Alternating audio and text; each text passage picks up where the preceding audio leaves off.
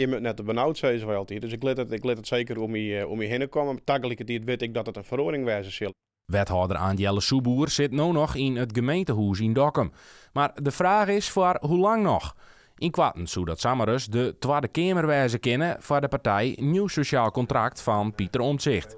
Een maand lien ga ik solliciteren. Dat rent nou een maand, dus savers is alles nog.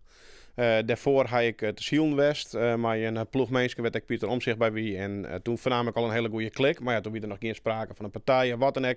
Soeboer verneemt als wethouder dat de moorden van Den Haag zo'n tijden net te trobrekken binnen. Dus daarom wil hij er nou zelfs hinnen. Maar een van de allerbelangrijkste dingen vind ik het uitgangspunt dat ze echt wat budgetten wil voor de regio. Hè. Dus naast goed bestuur en bestaanszekerheid is ook het opkomen voor de regio een uitgangspunt van deze partij. En dat past mij vanzelfs als een jas. Soeboer is de enige inwoner van Friesland op de lijst. Het partijprogramma is nog net klaar en daar is nog wat bijzonders mee aan de hand. Het mooie is dat wij dus als aspirant Kamerleden echt direct invloed hebben op dat programma. Want we schrijven het nou mijl qua A.